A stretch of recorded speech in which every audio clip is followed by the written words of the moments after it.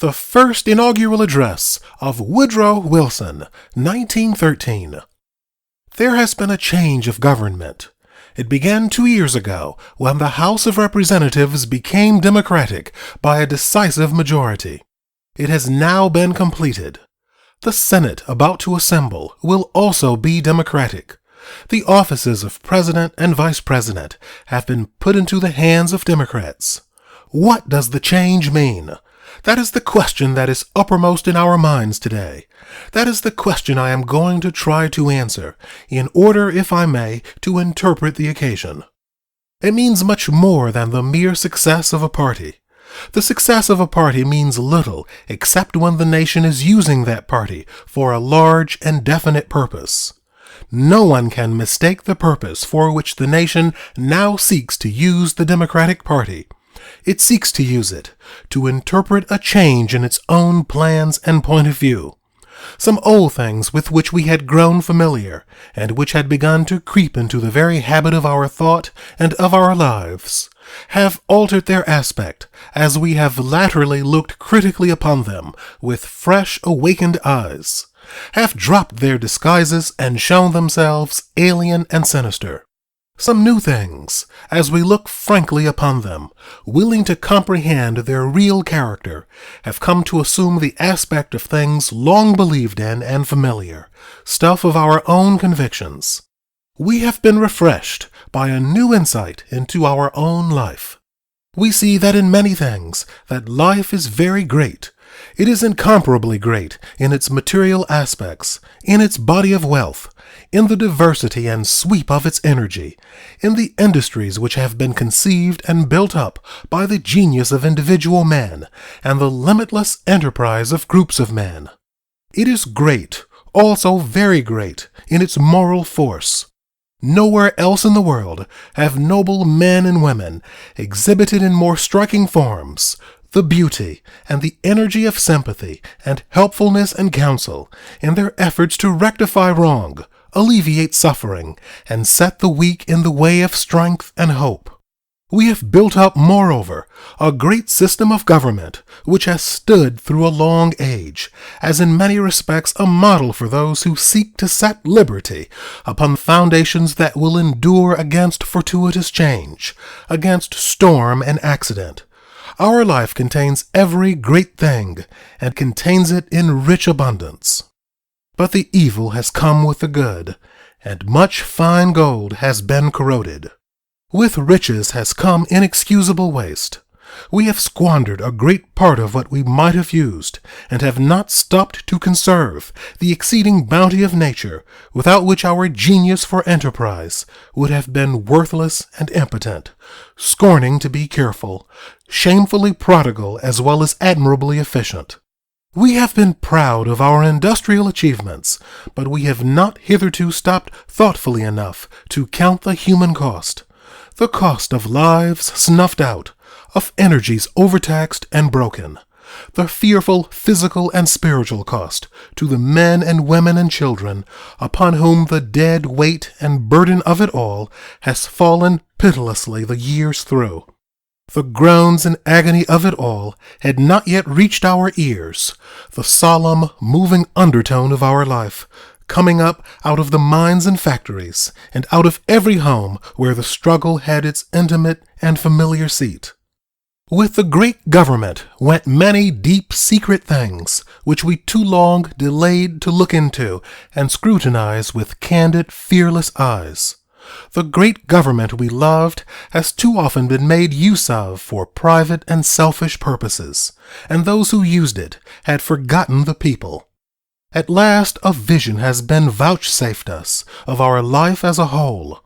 We see the bad with the good, the debased and decadent with the sound and vital. With this vision we approach new affairs. Our duty is to cleanse, to reconsider, to restore, to correct the evil without impairing the good, to purify and humanize every process of our common life without weakening or sentimentalizing it. There has been something crude and heartless and unfeeling in our haste to succeed and be great. Our thought has been, let every man look out for himself. Let every generation look out for itself, while we reared giant machinery which made it impossible that any but those who stood at the levers of control should have a chance to look out for themselves. We had not forgotten our morals.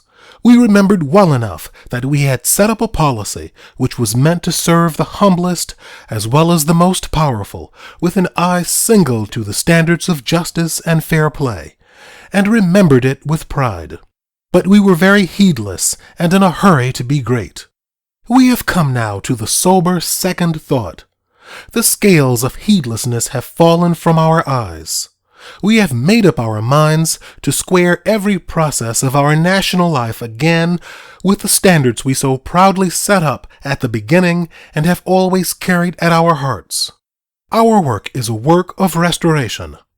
We have itemized with some degree of particularity the things that ought to be altered, and here are some of the chief items.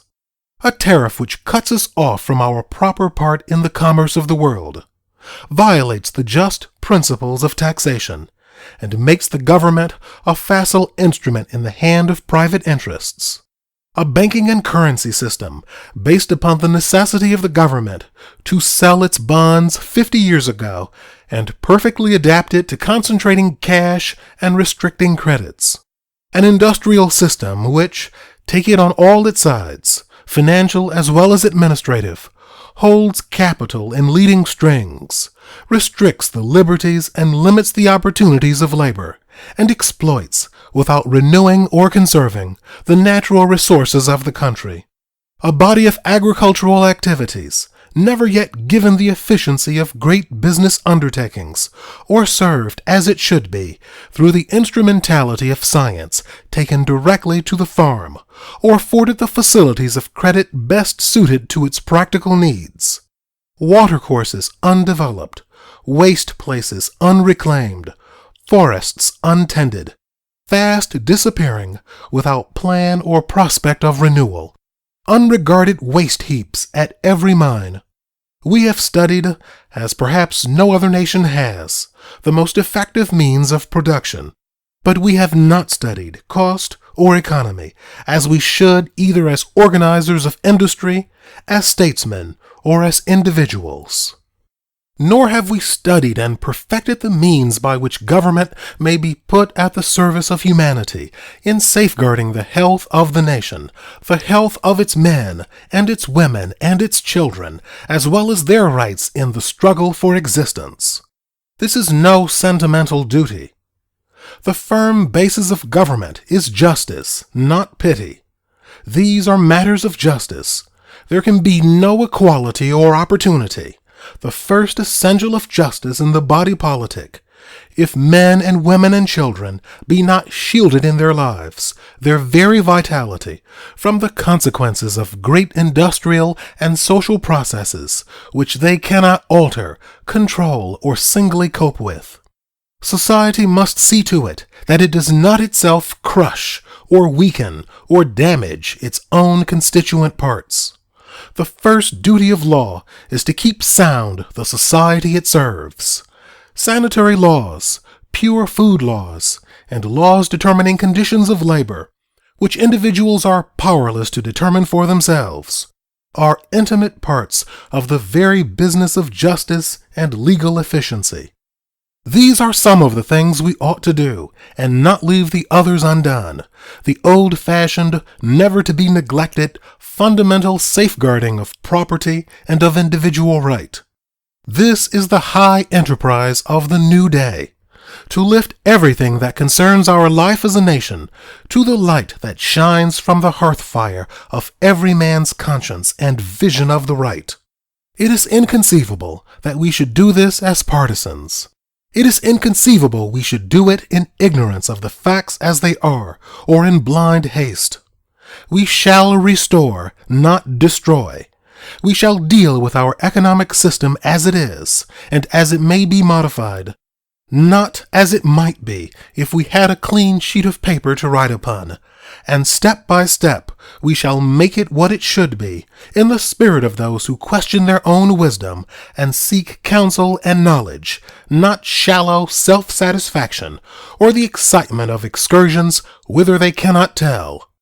Justice, and only justice, shall always be our motto. And yet it will be no cool process of mere science.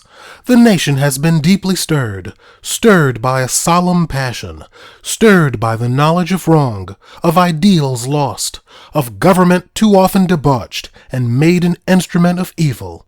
The feelings with which we face this new age of right and opportunity sweep across our heartstrings like some air out of God's own presence, where justice and mercy are reconciled and the judge and the brother are one. We know our task to be no mere task of politics, but a task which shall search us through and through, whether we be able to understand our time and the need of our people, whether we be indeed their spokesmen and interpreters, whether we have the pure heart to comprehend and the rectified will to choose our high course of action. This is not a day of triumph, it is a day of dedication. Here muster not the forces of party, but the forces of humanity. Man's hearts wait upon us. Man's lives hang in the balance. Man's hopes call upon us to say what we will do. Who shall live up to the great trust? Who dares fail to try? I summon all honest men, all patriotic, all forward-looking men to my side. God helping me, I will not fail them, if they will but counsel and sustain me.